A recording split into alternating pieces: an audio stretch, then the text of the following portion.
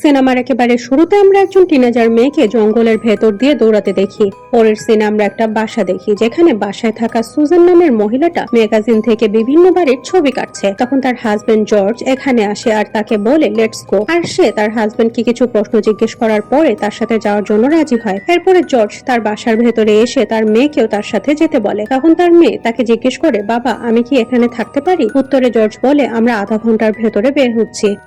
এখন জর্জের মেয়ে এমি তার ফ্রেন্ডকে জানায় যে সুজান অনেক ফেক।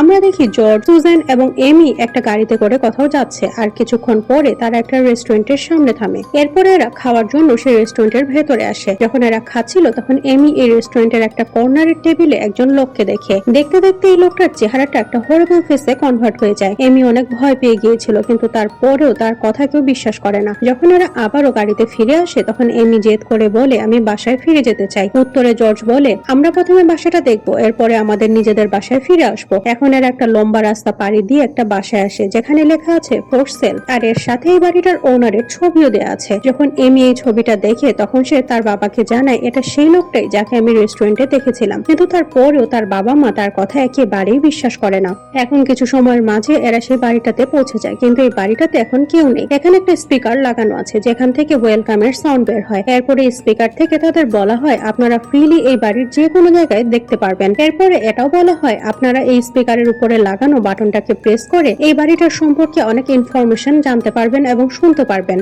অন্যদিকে এখানে গাড়িতে করে আরেকটা ফ্যামিলি আসে, আর এরা জর্জদের আগে এই বাড়িটা দেখে গিয়েছিল। এখন এই দুই ফ্যামিলি একসাথে দেখা করে আর এরা নিজেদের ব্যাপারে জানায়। এরপরে জর্জের ফ্যামিলি গাড়িতে করে জঙ্গলের দিকে রওনা হয়ে যায়। যখন এরা গাড়িটা নিয়ে যাচ্ছিল তখন হঠাৎ করে তাদের সামনে একটা মেয়ে আসে, আর এই গাড়ির সামনে ধাক্কা লেগে তার অনেক আঘাত লাগে। তাই এরা গাড়ি থেকে নেমে এসে মেয়েটাকে দেখতে যায়। এরপরে তাকে জিজ্ঞেস করে, তুমি কি ঠিক আছো? মেয়েটা মুখ থেকে অনেক ব্লিডিং হচ্ছিল আর সে মুখ দিয়ে অদ্ভুত ধরনের শব্দ করতে থাকে। এরপরে সে খুব মিস্টিরিয়াস ভাবে এমির ফেস টাচ করে। এমন সময় দ্বিতীয় ফ্যামিলিও গাড়ি নিয়ে এখানে চলে আসে। এখন এরা এদের সবাইকে তাদের গাড়িতে করে নিয়ে যেতে থাকে। এখন এরা আবারও সে বাড়িটার সামনে আসে, যেখানে ফর সেল লেখা আছে। আসলে এই দুইটা ফ্যামিলি এখন এই বাড়িটাতে ট্র্যাপ হয়ে গেছে। এরা এই গাড়ি নিয়ে এই জঙ্গল থেকে বের হওয়ার চেষ্টা করে, কিন্তু প্রত্যেকবার গাড়িটা ঘুরে ফিরে এই বাড়িটার সামনে এসে থামে। এখন দেখতে দেখতে অনেক রাত হয়ে গেছে, তাই দ্বিতীয় ফ্যামিলির হেড এই বাড়িটার ভেতরে গিয়ে রেস্ট করার প্রস্তাব দেয়। উত্তরে তার ওয়াইফ বলে এটা মোটেও ভালো আইডিয়া নয়। তখন আমি বলে এই স্ট্রেঞ্জ মেয়েটার এই বাড়িটার ভেতরে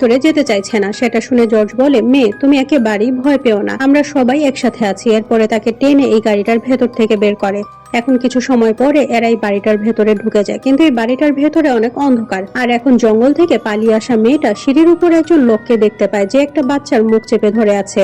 এখন সুজেন তার হাজবেন্ড জর্জকে জানায় এই মেয়েটার অনেক জ্বর এসেছে। পরের দিন সকালে স্পিকার থেকে আবারও তাদের ওয়েলকাম করা হয়। এরপরে আবারও সেম স্টেটমেন্ট রিপিট করা হয়, অর্থাৎ তারা এই বাড়ির যে কোনো জায়গায় যেতে পারবে। আর এই শব্দ শুনে এখানে থাকা সবার ঘুম ভেঙে যায়, কিন্তু এরা ঘুম থেকে উঠে দেখে সেই স্ট্রেঞ্জ মেয়েটা এখানে নেই। এরপরে এরা জানালা দিয়ে বাইরে একজন লোককে দেখতে পায়, সে তার কুকুর নিয়ে হেঁটে বেড়াচ্ছে। এখন দ্বিতীয় ফ্যামিলির হেড বাইরে আসে, কিন্তু ততক্ষণে সেই লোকটা এখান থেকে কোথাও চলে গেছে। কিছুক্ষণ পরে যখন এরা ফিরে আসে তখন তারা সেই স্ট্রেঞ্জ মেয়েটাকে খুঁজে পায়, আর এখন এরা জানতে পারে এই মেয়েটার জিভ কেটে দেয়া হয়েছে। এখন সিনস চেঞ্জ হয়, আর আমরা 1 মাস পরে দেখতে পাই সেকেন্ড ফ্যামিলির লেডি ক্লিনিং করছিল। তখন সে একটা বাচ্চা মেয়েকে দেখতে পায়, কিন্তু আসলে এটা তার মৃত মেয়ে, তার মানে সে হ্যালুসিনেট করছে। এছাড়া আমরা দেখি দ্বিতীয় ফ্যামিলির ছেলেটা একটা ক্রেজ নিয়ে হাঁটে আর তার রিকভারি হচ্ছে। এই ছেলেটার নাম হলো জেসন। সে এমির সাথে বাসা থেকে বাইরে আসে, আর বাইরে যাওয়ার আগে সে জেসনের বাবা তাকে একটা রিভলভার দেয়, যাতে করে সে তার প্রোটেকশন করতে পারে। এখন জেসন এমির সাথে আছে। এমন সময় এমি জানালায় একটা ছোট বাচ্চাকে দেখতে পায়, তাই সে ছুটে বাসার ভেতরে আসে। তার বাবাকে জানায় আমি এই বাসায় একজন ছোট বাচ্চাকে দেখেছি। এখন এমি দেখে তার বাবা মা কিছু নোটস এবং ছবি নিয়ে বসে আছে। এখানে থাকা একটা ছবিতে সে বাচ্চাটার ছবিটা দেখতে পায়, আর এটা দেখার সাথে সাথে এমি তাকে চিনে ফেলে। এরপরে সে তার বাবা মাকে জানায় আমি এই বাচ্চাটাকে জানালায় দেখেছিলাম। এটা শোনার সাথে সাথে সবাই সিঁড়ি দিয়ে উপরের দিকে উঠতে থাকে, কিন্তু এরা যখন উপরে আসে তখন তারা কাউকেই দেখতে পায় না। এদিকে নিচে থাকা দ্বিতীয় ফ্যামিলির লেডি একটা বক্স ওপেন করে, আর এটার ভেতর থেকে অনেকগুলো পাজলস বের করে আর সেগুলো টেবিলের উপরে রাখে। এখন সে এই পাজলস গুলো সলভ করার ব্যাপারে চিন্তা করছিল, তখন পেছন থেকে সে একটা বাচ্চা মেয়ের মা ডাক শুনতে পায়। যখন সে পেছনে ফিরে তাকায় তখন দেখে তার সেই মারা যাওয়া মেয়েটা, যাকে সে জানালা দিয়ে বাইরে দেখেছিল, সে তার পেছনে দাঁড়িয়ে আছে। এখন এই মহিলাটা তার মেয়েকে জড়িয়ে ধরে, এরপরে তার মাথার পিন ঠিক করে দেয়। এমন সময় সেই মেয়েটা তার মাকে জানায় আমি এখানে থাকতে পারবো না। এরপরে সে তার মায়ের কানে হুইসপার করে কিছু একটা বলে। এই স্ট্রেঞ্জ মেয়েটা সোফায় শুয়ে শুয়ে সবকিছুই দেখছিল। আসলে এই মহিলাটার কাছে কেউই নেই, সে নিজেই নিজের সাথে কথা বলছে।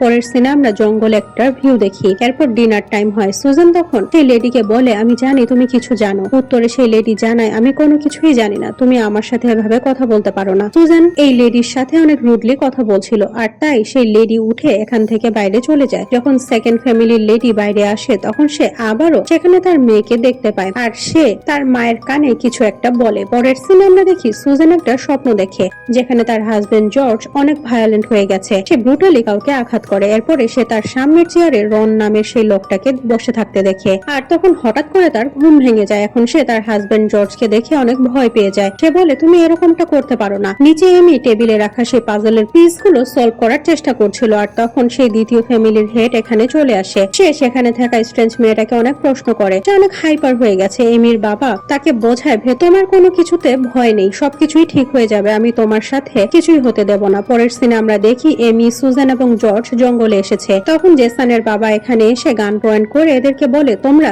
একে একে এখান থেকে পালানোর প্ল্যান করছো। তখন জর্জ বলে আমরা মোটেও এখান থেকে পালানোর প্ল্যান করছি না।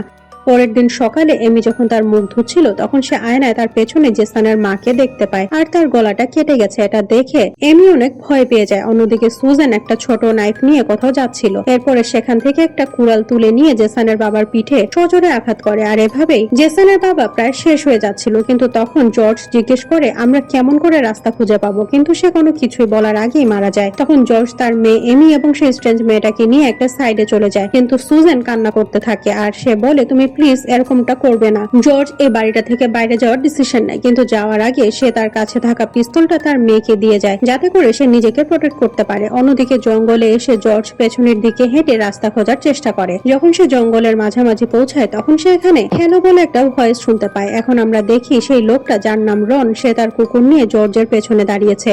কিন্তু যখন সে পেছনে ফিরে তাকায় তখন এখানে সে আর কাউকে নয় বরং তার মতোই দেখতে একজন লোক, অর্থাৎ তার ডপলগেঙ্গারকে দেখতে পায়। আমরা দেখি এমি এবং সেই স্ট্রেঞ্জ মেয়েটা একটা গাছের গুড়ির পেছনে লুকিয়ে আছে, আর সে সময় জর্জ এখানে এসে সেই স্ট্রেঞ্জ মেয়েটার চুল চেপে ধরে। এরপরে তাকে চুল ধরে টেনে নিয়ে যেতে থাকে। তারপর সে একটা হ্যামার দিয়ে সেই মেয়েটাকে শেষ করে দেয়। এমি অনেক ভয় পেয়ে যায়, সেজন্য সে কান্না করতে শুরু করে। তখন সে তার পিস্তল বের করে তার বাবার উপরে গুলি চালিয়ে দেয়, যার ফলে তার বাবাও এখন শেষ হয়ে যায়। এখন সে জঙ্গলের দিকে ছুটতে শুরু করে। তখন সে একটা গাড়ি দেখতে পায় আর তার সামনে এসে পড়ে যায়। তখন গাড়িটা থেমে যায় আর কিছু মানুষ তাকে গাড়িতে বসায়। এখন এমি দেখে তার পকেটে কিছু পাজলস আছে। এই গাড়িটা আবারও ঘুরে ফিরে সেই ফোর্সের লেখা বাড়িটার সামনে থামে। যখন সেই গাড়িটাতে বসেছিল তখন সে জানালা দিয়ে সেই ঘোস্ট বয় এবং তার বাবাকে দেখতে পায়, আর তখন সেই ঘোস্ট বয় বলে শি ইজ ব্যাক ড্যাডি। এরপরে এমিকে টেনে বের করে তাদের কাছে নেয়, আর সেই লোকটা একটা কেচির সাহায্যে এমির জিভ কেটে দেয়।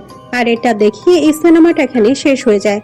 আসলে এই মার্ডার গুলো ঘোস্ট বয় এবং তার বাবাই করছিল। এরা হিউম্যান বডি ক্যাপচার করে তাদের সাইকোলজি নিয়ে খেলতে থাকে, আর এখন আমরা বুঝতে পারি এটা আসলে একটা লুপ যেটা আবারও রিপিট হবে, কারণ আমরা দেখেছি এমির জিভ কেটে নেওয়া হয়েছে আর এখন সেই স্ট্রেঞ্জ গার্ল হয়ে গেছে। আর যারা ফোর্সেল লেখা বাড়িটা দেখতে আসবে সে তাদের সাবধান করার চেষ্টা করবে, কিন্তু তার জিভ না থাকার কারণে সে কিছুই বলতে পারবে না। সে কোনো ফ্যামিলির গাড়ির সাথে ধাক্কা খাবে আর তারা সেই স্ট্রেঞ্জ মেয়েটাকে নিয়ে এই বাড়িটার ভেতরে আসবে, আর সাথে সাথে তারাও ট্র্যাপ হয়ে যাবে। আবারও ঘোস্ট বয় এবং তার বাবা এই ফ্যামিলিটাকেও শেষ করে দেবে, আর এভাবে এই কাহিনীটা রিপিট হতেই থাকবে।